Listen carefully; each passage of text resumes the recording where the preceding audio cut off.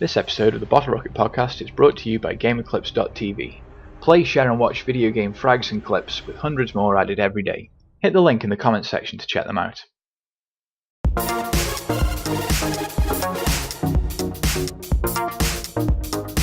Idea. Recording. Hi guys, welcome to this week's episode of the Bottle Rocket podcast with me, Chris. And me, Ben. Now, we're going to talk some of the latest news topics from this week, and towards the end of the podcast, I'll mention a bit about the Marvel Phase 3 rumours and where that's going, because there's been some big news dropped about that. Oh yeah, real big.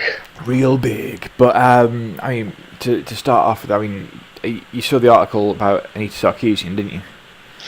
I certainly did, yes. Turns out that she's had to cancel a lecture she was doing at some sort of university or school because there was a shooting threat. I mean, what the hell is going on with the world? It's crazy, isn't it? And because of the state law in Utah, it's legal for permit holders to carry a concealed firearm. So although the police said they do mandatory pat-downs and metal detector checks on the door, they couldn't actually do searches. Yeah. So rather than go ahead with the whole thing, it was just called off. But I mean, that's some state of affairs, isn't it? When she can't even do a talk on that sort of topic without a threat on her life. It's ridiculous. I mean, within a school as well, I didn't think that kind of thing held as much weight, you know. Well, I mean, obviously, you've got it's got past, it's got history, hasn't it? The school shooting thing. So perhaps. Oh yeah, I know, but I mean, like the threats that she's receiving, you know, I mean, obviously it must have been a false threat, whatever the case. But I'm thinking like, kids of those generations the ones going to seriously be making these threats towards her? I don't honestly think that's the case. I think that whoever has made the threats, whatever bitter person doesn't want her to sort of spread her opinion, has used that, you know, history of violence basically against her. I mean, but then we could also go on to a debate about the gun laws in America, which are frankly pathetic. But that is a completely different debate. Yeah, that's not for us, I don't think. We're too small fry. Yeah, so that was that. I mean, the pre-Draenor event for World of Warcraft came out today. Pre-Draenor. Or sorry, yesterday, for when this podcast goes out. Yeah, that's probably why Mansell isn't with us today. Yeah, I'll be because his life has been absorbed. I'll be getting on that tomorrow. It's the pre-Draenor event, so it's going to see tons of. Oh, hang on, let me find the freaking thing. The rain's picking up here. I think it's got the visual updates have been made to the classes and things, so they should have like sharper looking character models, more animations. Yeah, got the updates to the character models. There's going to be a quest line that sort of introduces the story. The Iron Horde Incursion World event. So get down to the Dark Portal and see what's going on down there. There's a few character and class changes, sort of simplification and just ease of access for the players, really. Now, I did notice the other day that Blizzard have announced that all accounts, dormant or active, will be credited with the previous expansions for World of Warcraft before Draenor comes out. Yeah, so nice. So people can just drop straight in. That's which nice I of think them. is a fantastic way of getting people to either come back or join. That's quite a giveaway, really. I mean, I know you can get the sort of the battle chest, can't you, which contains the game and a couple of the expansions for a relatively decent price these days if you are a new subscriber. Yeah, definitely. Yeah, it doesn't cost that much. But on the other hand, Warlords of Draenor does. Yeah, and they've grown by 600,000 subscribers over the last month, which is a sort of a good sign. Well, it's a positive shift, obviously, with Draenor upcoming. I imagine a fair portion of those are returning players that, although they haven't got the time and necessarily the patience to play WoW all the time, they've gone back now, preparing their characters and their classes and whatnot for the huge Warlords expansion. Yeah, which I cannot wait for. I must admit, I don't share your enthusiasm, being a non-WoW player, but I'm excited for you and everybody else. Yeah, I think it's gonna take up a lot of my daily time. Well, anything to do with WoW is a big thing in the gaming world. Let's face it. What are they sitting on? Sort of 7 million subs. That's a hell of a lot of people. 7.4 million subs. Damn. At the moment, so it's pretty big. You're gonna have to fight hard to keep up that Lawmaster title that you've earned. Definitely. Moving on, more news. Obviously, you saw that Bungie have made reference to the Cave of Death. Yes, the first well publicised loot cave, Death Cave or Cave of Death. They put a little tongue-in-cheek reference to it because obviously in one of the last previous patches they edited the spawn times for the mobs in that area, so that instead of spawning every 5 seconds and giving you just cannon fodder, they now spawn every 40 seconds. But inside the cave, just within the entrance, they put like a stack of charred bodies that you can examine, and then I think there's some kind of audio that plays that makes mention to Master Rahul, that evil cryptarch bastard. That guy. So it's cool that they sort of respond to what's going on in the game world like that and put little jokes in there. It's fun. Well, I mean, they've committed themselves, with this 10-year game, so they're going to have to start doing probably a lot more things like that. To be honest with you, just to keep it fresh. One of the biggest criticisms of the game is that there aren't that many explorable areas. So if that's the case, then the ones that they have got, they need to keep spicing up and changing up. Yeah, I mean, I presume that's just a sort of way of. Obviously, there's a lot of places you can go.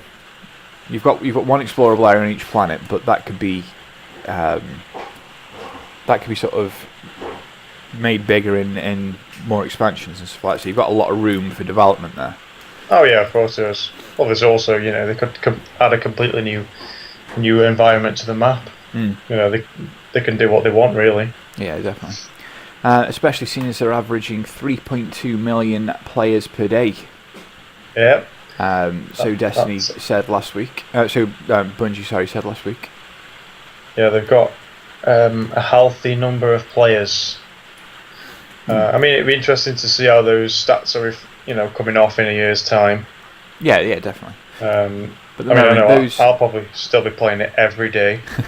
Those 3.2 million players average a total playtime of 3 hours every day, including on weekdays, and the average player logs in a little less than twice per day. So it's got some weight. Well, considering all the flack it's taken, it's got a very healthy player base, so can't complain at all. And they've just implemented the patch as well. Yeah, the weapons balance patch. The weapons balance. I mean that needed to be addressed, I think. Yeah, it was particularly frustrating going into the PvP mode.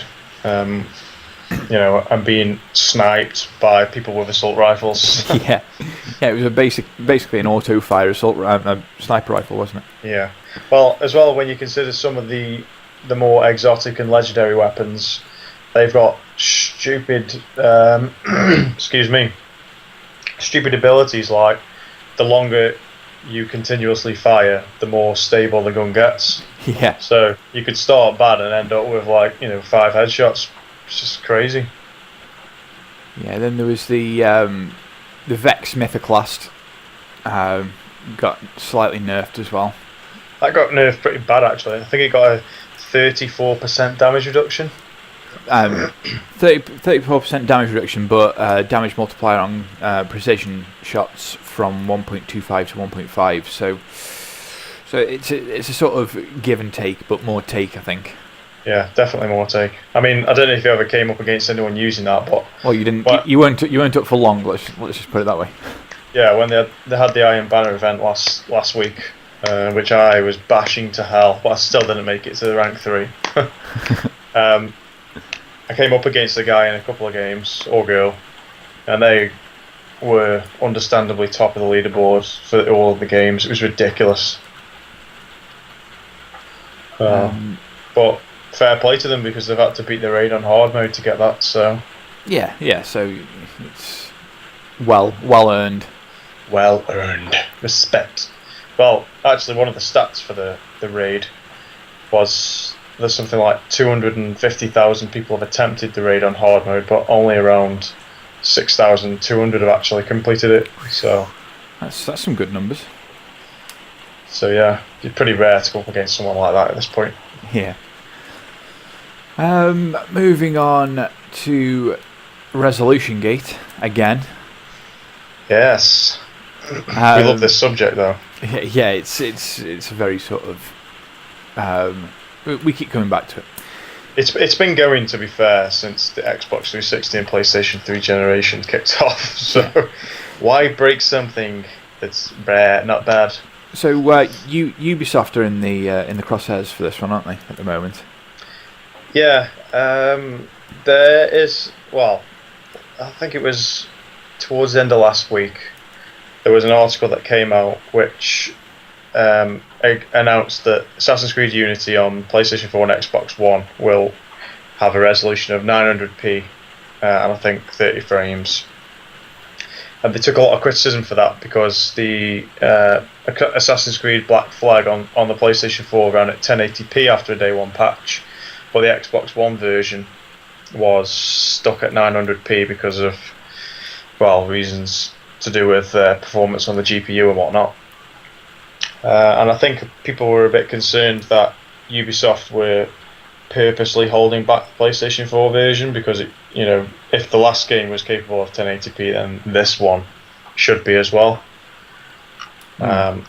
So I think that they kind of shot themselves in the foot, and then they later on they tried to defend it, and they said that they would never make a game that was subpar quality. If they thought that it was worth 1080p, then they'd make it in 1080p. And then another update article countering that said final specs have not been confirmed. So, well, computer and video games have got an article up where they've spoken to one of the devs for Assassin's Creed, Nicholas Guerin, who's on about 60 FPS is good for a shooter, but it's not so much for an action adventure. So it's more of a stylistic choice, they're saying now. Yeah, I think that they're just digging themselves a hole. I don't know. I to be honest, I'm not a fan of 60 frames per second. It's not 60 FPS for me that's the issue. It's the resolution 1080p. That's the difference between 900p and 1080p.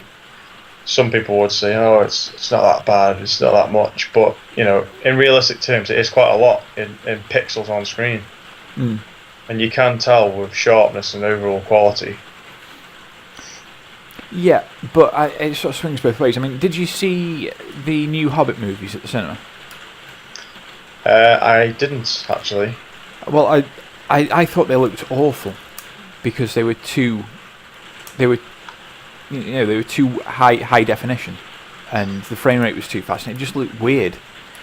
And I don't know. I wonder if that's the same sort of feel for games as well. Maybe so. And I know I did follow that. It took a lot. They took a lot of flack with the Hobbit movies because of its ultra HD and it's like 48 frames per second 3D or something. So it works out that the background and stuff just looks. You can almost see because they use some physical effects. You can almost see that it's been made. Yeah, definitely. So yeah, I don't know. Maybe it's the same for games. Who knows? It probably is. We can't criticise them too harshly, but I think they don't fill you with confidence when they're very indecisive about the answers that they're giving. It's like will they, won't they? We can't do it at 1080p, but wait, no, maybe we can. Final specs aren't released yet. It's like so because people have kicked up a stink, you now haven't released the final specs. What are the chances that we'll see it go to 1080p? High, I reckon high. High indeed. Have you seen the Playbook 4? I haven't.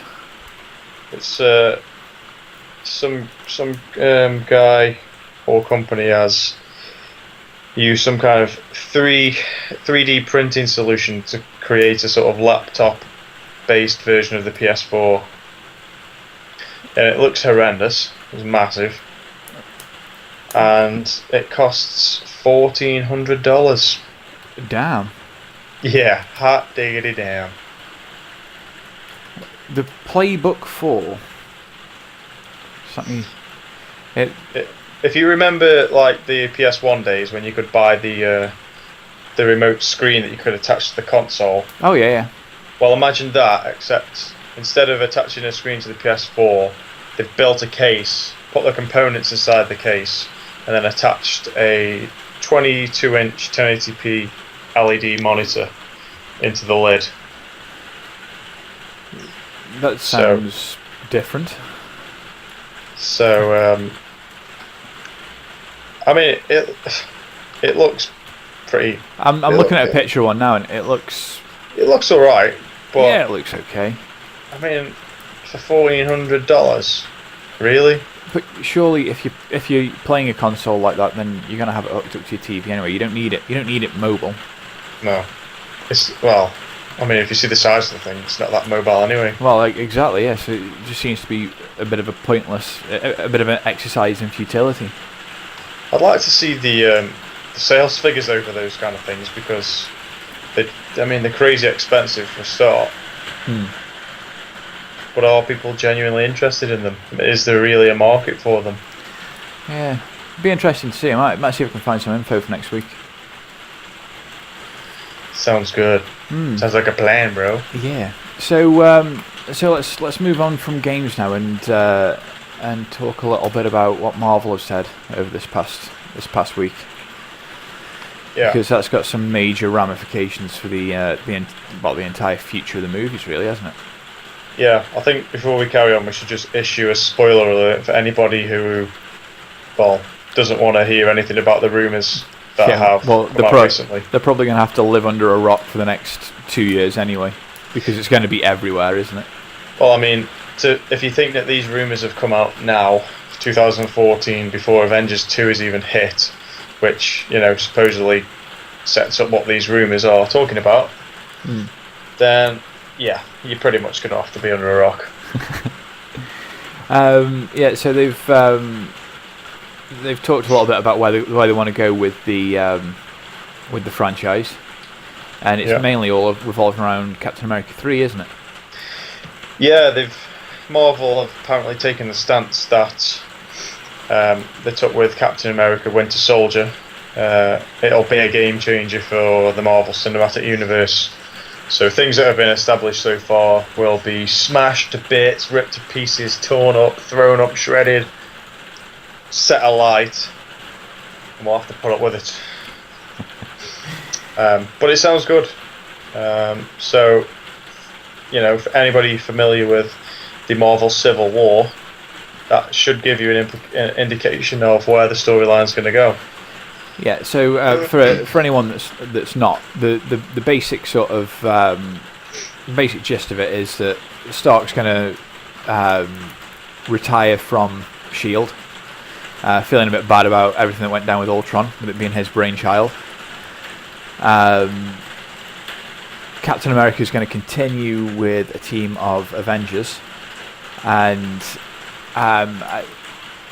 then with the sort of fall of Shield, there's sort of no one for these superheroes to answer to, and Stark decides that that's wrong. He ends up in a bit of a conflict with Captain America, and they sort of end up going toe to toe, really. Yeah.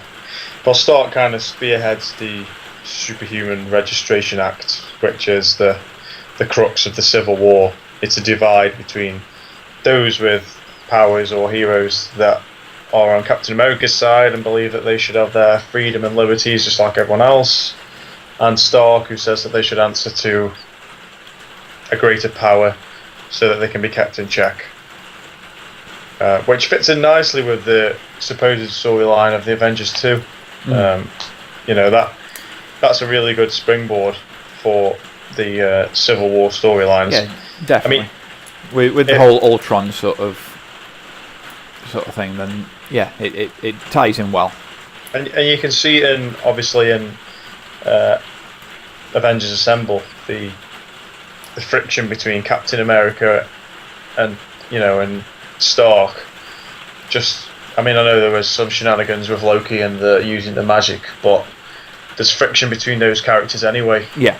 They got clash of personalities, and so it's nice that they're going to play the storyline on that and into that direction. Got a few concerns though. Obviously, Civil War was an arc that was sort of took over all of the Earth-based Marvel characters. Yeah, this is going to be the biggest sort of roadblock they're going to run into with this. Yeah, because obviously they need to sort of follow it properly. They're going to need Spider-Man. Yeah, they're going to need X-Men. They're going to need Fantastic Four. So they're going to have to be talking with multiple different studios and either getting the rights back or coming to some sort of deal where the characters can appear in over multiple companies, and that's going to cost a lot. Yeah, I think that they're probably going to have to work around the X-Men thing. Maybe Fantastic Four, but that could potentially still go ahead because they haven't released the movie yet. So Fox and Marvel could strike up some kind of deal where they could be involved with that storyline. But that would probably mean keeping Fantastic Four separate from the new X-Men universe that they developed. Yeah, it's so sort of convoluted and all over the place. It's purely because there's these companies are holding on to the rights, aren't they? Yeah. Fox. As long as Fox can, they're not going to get rid of X-Men because it's a massive bankable, movie property. Yeah. Plus they've just started off a new universe with it. Yeah, exactly. Well, with Days of Future Past was wildly popular, and it was a great movie. Apocalypse is going to be awesome. That could end up being a two-parter for all we know. That might not just start with Apocalypse and end with Apocalypse. It might start with Apocalypse and end with a horrendous cliffhanger that keeps you there for another 2 years, which is annoying. Yeah, and exciting. But yeah, there's some pretty big implications if they can't fill those gaps, because obviously, especially with the X-Men, when you consider that they would have had the Mutant Registration Act at some point as well, so it's like a double barrel blow for them. So there could be some decent characterization, but unfortunately we won't see any of that. But yeah, it's a really good direction for the story to go in. Could potentially explain why Sony and Marvel have been in talks about having a soft reboot of Spider-Man. That makes sense. To softly ease him into that universe. It would be nice, even if Sony owned the rights to Spider-Man, for him to be part of the same cinematic universe as definitely the Avengers and such forth. But another worry of mine is how long are they going to play out and hold out on using Thanos? teased the guy at the end of Avengers 1. You know, haven't seen him since, apart from his brief appearance in Guardians. And, you know... Well, now I mean, you would think that he's, you know, that he's going to be the sort of focus of the next Guardians of the Galaxy movie. Possibly, but that depends on how Avengers 2 plays out. Mm. Because there's other rumours regarding that as well, so... So, there's still a lot of surprises to be had, I think. I personally think that throughout Phase 3, possibly in the individual movies, that Thanos will play a bigger part there. Thor, for example, you know, because we've had a Thor 3's been confirmed anyway. You know, that would be perfect stomping ground for Thanos to come and sort of prove his might. I just hope the next Thor movie's better than the last one. Yeah, see, I wasn't as disappointed with it as you were. I don't think it was as good as the original Thor. That was a really good movie. Yeah. But I still enjoyed Dark World. I think that some of the problems with it wasn't necessarily the tone, it was just some of the art styles and things like that were just a little bit off for me. But no, I think that I mean, we should trust Marvel. So far they've done a really stand-up job with everything regarding the cinematic universe. You know, their storytelling's improved leaps and bounds. They've got a clear roadmap of where they want to go. All the movies are pretty well intertwined. It's just the finer details, really, I guess. Yeah, definitely. So, time will tell where that's going. But for now, I think we're going to call it a day for this podcast. As ever, you can catch us on YouTube. There's a downloadable version of the podcast on Spreaker.com. Give us a follow on Twitter. For this week, though, I've been Chris. I've been Ben. Catch you next time. Thanks, guys.